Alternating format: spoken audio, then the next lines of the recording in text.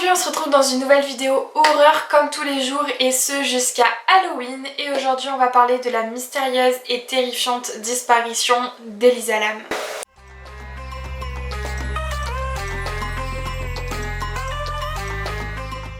Alors je pense franchement que vous connaissez cette histoire, ou du moins que vous en avez déjà entendu parler. Elle est très connue, elle a été très médiatisée et elle a suscité beaucoup de réactions, notamment sur internet. Alors les faits se passent en 2013 et c'est l'histoire d'Elisa Lam, une jeune femme de 21 ans qui d'apparence est totalement normale, mais elle est atteinte de troubles mentaux, notamment de bipolarité, et elle est également schizophrène. Du coup ça l'oblige à prendre 4 sortes de médicaments par jour pour qu'elle soit à peu près bien et qu'elle garde un certain équilibre mental. Elle tenait un blog à l'époque où elle a évoqué quelquefois sa difficulté de vivre avec ses troubles mentaux, mais à part ça elle n'a jamais émis le fait qu'elle voulait arrêter de vivre ou que, elle avait des pensées suicidaires ou quoi. Sa famille pareil n'a jamais été au courant d'idées suicidaires de la part d'Elisa. Alors en janvier 2013 elle décide de quitter la Colombie-Britannique pour faire un voyage et se rendre en Californie. Alors elle voyage seule, voilà, elle fait un petit peu le tour des côtes ouest, elle se balade,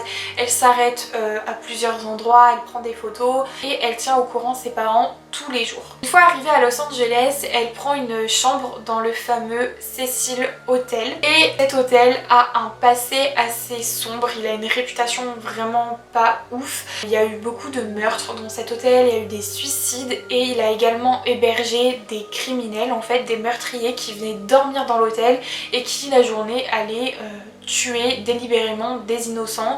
Donc voilà, franchement cet hôtel il inspire pas vraiment confiance et il fait un petit peu flipper. C'est clairement pas le meilleur hôtel de Los Angeles quoi. Du coup comme je vous ai dit, Elisa donne des nouvelles à ses parents absolument tous les jours, à part le 31 janvier où elle ne donne plus aucun signe de vie à ses parents, et ce jour-là elle devait quitter le Cecil Hotel pour se rendre à Santa Cruz. Ses parents du coup se disent qu'il y a un truc bizarre qui se passe, c'est pas normal qu'elle ne donne pas de nouvelles. Ils étaient hyper inquiets, du coup ils ont appelé la police de Los Angeles pour les prévenir qu'il y avait un truc bizarre, et ils se rendent carrément à Los Angeles pour espérer voir leur fille. La police fouille absolument tout l'hôtel de fond en comble, ils envoient même les chiens pour leur faire sentir les odeurs d'Elisa, mais Elisa est introuvable. Du coup la police décide de diffuser des photos d'Elisa un petit peu partout, dans les rues, sur internet, etc. pour inciter quiconque qui l'ait vue, qui lui ait parlé, qui l'ait rencontré, qui l'ait aperçu, d'immédiatement contacter la police. Après une semaine de recherche intensive de la part de la police, Elisa elle est toujours introuvable, et là la police va publier une vidéo d'Elisa où c'est la dernière fois qu'on l'a vue. C'est dans un ascenseur. C'est donc la vidéo de surveillance qu'il a pris en vidéo, et il publie ça sur internet, et là ça suscite un nombre de réactions incalculable parce que cette vidéo est extrêmement étrange, elle est flippante, tout ce que vous voulez. À l'heure où je vous parle, la vidéo est à 31 millions de vues, elle a clairement fait le tour du monde. Je vous la mets juste là pour que vous compreniez un petit peu mieux.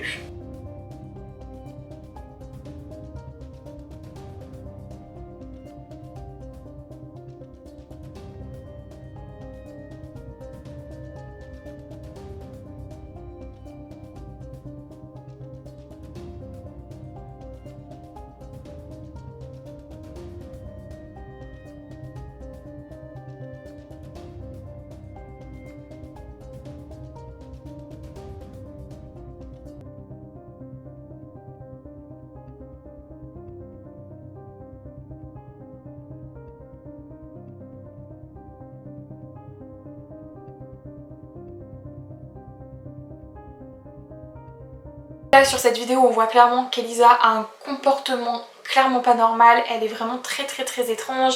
Elle rentre, elle sort de l'ascenseur, on a l'impression qu'elle parle à quelqu'un, on dirait qu'elle fuit quelqu'un, elle appuie sur tous les boutons, elle a l'air hyper paniquée, enfin vraiment son comportement est très bizarre. Donc forcément il y a beaucoup de théories autour de cette vidéo. Il y en a plein qui disent que elle était simplement en pleine crise psychotique parce qu'on le rappelle elle est bipolaire et schizophrène, donc peut-être qu'elle avait oublié un de ses médicaments, ou enfin voilà on ne sait pas, peut-être qu'elle est simplement en pleine crise et que du coup elle croit qu'il y a quelqu'un, voilà. Il y en a aussi qui disent qu'elle est droguée et que du coup les médicaments plus la drogue, ça fait pas très bon ménage. Il y en a également qui parlent de phénomènes paranormaux et il y en a aussi qui se disent tout simplement qu'elle est vraiment poursuivie par quelqu'un, que quelqu'un lui veut du mal et que du coup elle se cache de lui, elle est angoissée et tout.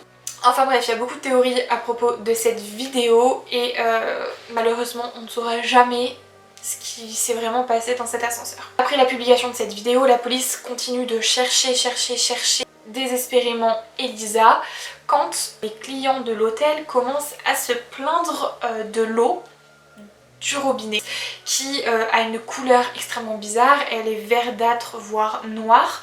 L'odeur de cette eau est absolument nauséabonde et le goût est horrible. Voilà, clairement l'eau a un problème.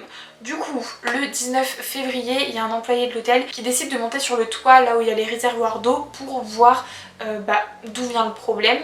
Et c'est là qu'il découvre le corps d'Elisa dans un des réservoirs totalement putréfié. Donc ils ont complètement vidé le tank pour pouvoir sortir le corps d'Elisa. Forcément là les clients de l'hôtel, une fois qu'ils ont appris qu'ils ont potentiellement bu ou ils se sont potentiellement douchés avec une eau et été en contact avec un corps mort de plusieurs semaines, forcément ils commencent à tous se barrer de l'hôtel.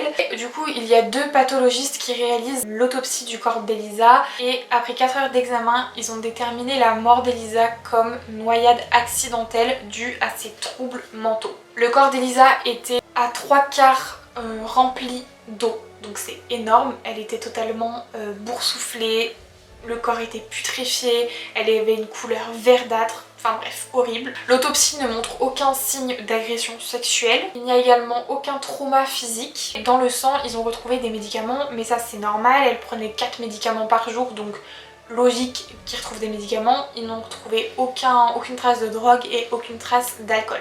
Bien que l'autopsie ait apporté pas mal de réponses à la mort d'Elisa, il y a encore énormément de questions qui se soulèvent et beaucoup de mystères parce que déjà, comment le corps d'Elisa s'est retrouvé dans un réservoir d'eau qui est situé sur le toit et c'est pas des petits réservoirs d'eau, c'est des grands tanks d'eau quoi, donc comment le corps s'est retrouvé là-dedans, déjà de 1.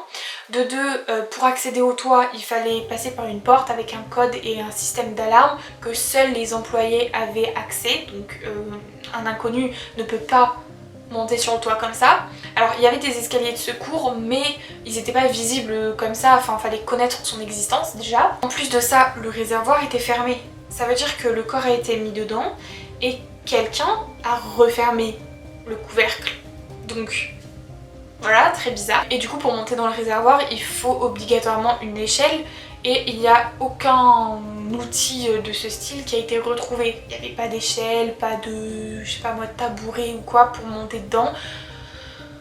Donc encore plus bizarre. Il y a énormément aussi de mystères concernant les rapports médico-légaux puisque les médecins ont indiqué du coup que la mort d'Elisa était par noyade accidentelle et 3 jours avant de publier le rapport, les médecins ont changé en cause indéterminée. Donc pourquoi? Genre si une personne est morte de cette cause là, bah tu peux pas la changer, genre ça c'est comme ça et c'est pas autrement. Pourquoi là les médecins ont changé en cause indéterminée? C'est extrêmement bizarre. Et il y en a également qui ont des doutes sur le fait qu'elle n'ait pas consommé de drogue parce que la drogue peut s'être dissous en fait dans l'eau et ça n'indiquerait pas qu'elle n'en ait pas consommé en fait. Sauf que moi je suis pas vraiment d'accord avec ça puisque on a retrouvé les cachets, enfin les médicaments dans le sang d'Elisa, donc les médicaments et la drogue c'est un petit peu la même substance. Pourquoi on retrouverait les cachets du coup et pas la drogue? Genre si c'était ça, les médicaments aussi ce serait dissous. Donc moi je crois pas trop au fait qu'elle ait potentiellement pris de la drogue. Et du coup, à l'heure actuelle, on n'a aucun autre élément. L'enquête n'a pas avancé. On ne sait pas ce qui s'est passé ce jour-là. C'est extrêmement étrange. Clairement pour moi, la théorie la plus plausible, c'est que ce soit un employé du coup du Cecil Hotel qui l'ait tuée et qui l'ait mise dans le réservoir d'eau. Tout simplement parce que c'est les seuls à avoir les codes pour accéder au toit et que du coup il aurait monté Elisa sur une échelle, il l'aurait mise dans le réservoir d'eau et ensuite il aurait refermé le couvercle, hop, il aurait ramassé l'échelle en mode ni vu ni connu et voilà. Mais c'est pas totalement cohérent non plus parce que Déjà c'était en plein jour, on est sur le toit d'un hôtel à Los Angeles, il y a forcément des gens qui l'auraient vu. Enfin je sais pas, c'est bizarre, genre t'es sur le toit avec quelqu'un comme ça sur ton épaule que tu mets dans un réservoir d'eau. Enfin pour moi ça peut pas passer inaperçu. En plus de ça, ça voudrait dire qu'il aurait monté l'échelle du coup avec le corps d'Elisa. C'est un peu... ça me semble un peu compliqué. Pour moi c'est la solution la plus plausible, ce qui aussi expliquerait le fait que dans l'ascenseur il était complètement paniqué parce que peut-être que son agresseur du coup était en train de la chercher, de la poursuivre et du coup bah elle était pas bien, elle était en crise d'angoisse totale dans l'ascenseur. Enfin bref, moi je penche vers cette idée, mais encore une fois on ne sait pas et on ne saura jamais. Il y en a qui évoquent le fait que ce soit un suicide, alors pourquoi pas, mais comment elle a refermé le couvercle du coup? C'est ça en fait qui est très bizarre aussi, c'est que le couvercle était fermé. Encore il aurait été ouvert, on se dit ok elle s'est juste... elle a juste sauté dedans, elle s'est noyée, basta. Mais là le couvercle est refermé, donc quelqu'un l'a refermé, genre c'est hyper chelou. Quelqu'un d'inconnu, pas forcément un employé. Alors ça veut dire qu'il aurait emprunté du coup les escaliers de secours, mais du coup le problème est le même, ça veut dire qu'il l'a monté sur le toit, qu'il l'a monté sur l'échelle. Enfin bref, c'est hyper frustrant parce qu'on ne sait pas le fin mot de cette histoire hyper glauque et hyper flippante. Les internautes, clairement, depuis 2013, ils continuent d'émettre des théories, de chercher, il y a des forums et tout qui sont ouverts pour parler de l'affaire d'Elisa Lam. Mais bon, on ne connaîtra jamais la vérité. Dites-moi dans les commentaires ce que vous en pensez, quelles sont vos théories, quels sont vos avis sur cette histoire. Voilà, sur ce, j'espère que ça vous a plu. N'hésitez pas à liker la vidéo si c'est le cas, à vous abonner à ma chaîne bien sûr si ce n'est pas déjà fait. Et sur ce, je vous dis à très vite pour une nouvelle vidéo. Bisous!